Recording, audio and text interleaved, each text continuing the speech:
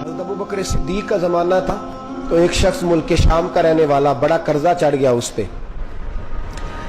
तो वो हज़रत अबू बकर सिद्दीक के पास आया, कहने लगा आप अमीर भी हैं और अमीर भी हैं, दोनों बातें। एक अमीर ये है कि मुसलमानों के सरबराह हैं और दूसरा अल्लाह ने आपको माल दौलत भी अता फरमाया है, तो मेरे ऊपर कर्जा चढ़ गया तो मेहरबानी फरमाए। वो कहता है हज़रत सिद्दीक अकबर ने मेरा हाथ पकड़ा, घर के अंदर ले गए। बाहर से दरवाजा बड़ा आला था लेकिन घर के अंदर गया तो चारपाई भी कोई नहीं थी, खजूर की चटाइयां बिछी हुई थी, खजूर की छाल की, और वो भी फटी हुई। फरमाते सैयदना सिद्दीक अकबर ने बिठा लिया मुझे और मुझे कहने लगे यार तुझे एक अजीब बात ना बताऊं? तो बताइए। फरमाने लगे 3 दिन हो गए मैंने अनाज का दाना भी नहीं खाया, खजूर के ऊपर गुजारा कर लेता हूं, मैं आजकल हालात मेरे ठीक नहीं है। लगा जी फिर मैं क्या करूं? तो आप फरमाने लगे तो उस्मान गनी के पास जा। किसके पास?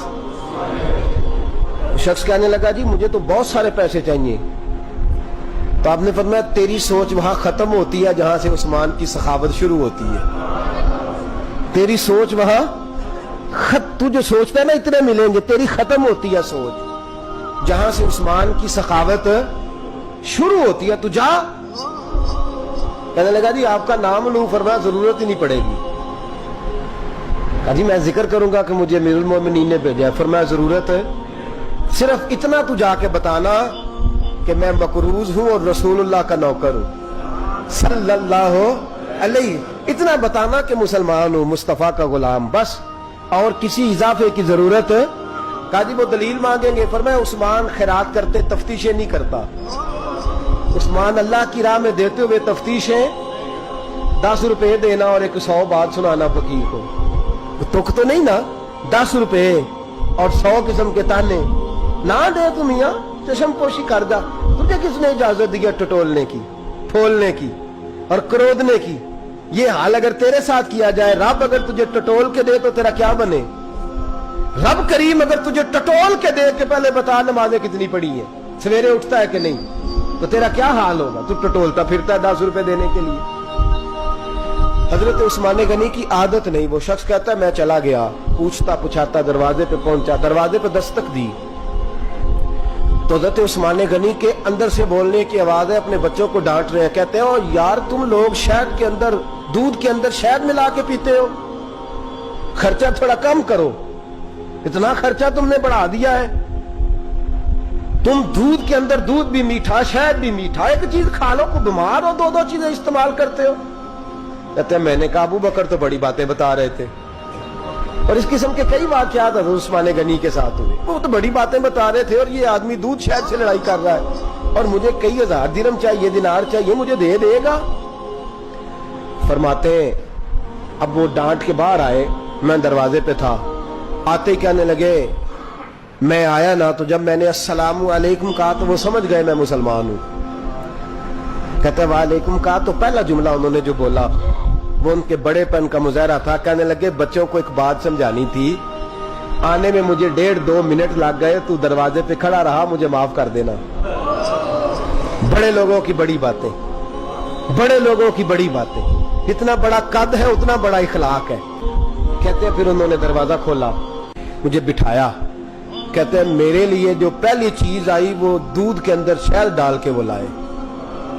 कहते हैं मेरे दिल में ख्याल आया घर में झगड़ा कर रहे थे, मुझे पिलाया, उसके बाद खजूरों का हलवा आ गया। कहते हैं मैंने कहा बच्चों को कह रहे थे एक मीठी चीज इस्तेमाल करो, मेरे लिए 3-3 आ गई है, 3-3 आ गई, अजीब शख्स है।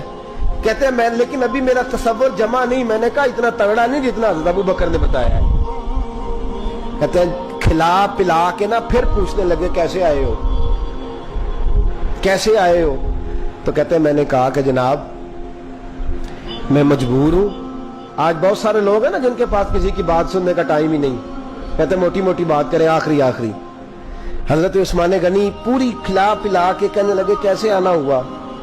कहते मैंने कहा जी मैं मुसलमान हूं, मुल्क के शाम के मुज़ाफात के एक गांव का रहने वाला हूं, कुछ कारोबारी मुश्किलात आई तो मैं मकरूज हो गया, मेरे ऊपर कर्जा है, मुझे कुछ पैसों की आजत है। फरमाने लगे मैंने कुछ पैसे कहा, उन्होंने ایک آواز دی تو ان کا غلام آیا ایک اونٹ کے اوپر لدا ہوا سامان لے کے. کس کے اوپر؟ اونٹ کے اوپر. کہتا ہے مجھے 3000 اشرفیوں کی ضرورت تھی, میں نے بتایا نہیں 3000 چاہیے. اونٹ آیا تو حضرت عثمان غنی کہنے لگے اس اونٹ پر تیرے لیے تیرے گھر والوں کے لیے میں نے کپڑے بھی رکھوا دیے, کھانا بھی رکھوا دیا اور 6000 اشرفیاں بھی رکھوا دیے. تو پیدل آیا ہے تو اب اونٹ لے کے جا. کہتے میں نے کہا حضور اونٹ واپس کون کرنے آئے گا؟ کہنے لگے واپس کرنے کے لیے دیا ہی نہیں تو تحفہ ہے تو لے جا.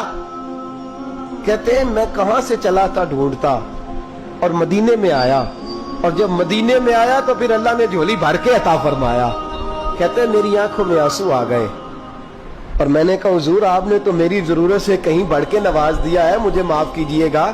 میں سوچ رہا تھا کہ دودھ شاید پہ گھر میں لڑائی ہو رہی ہے.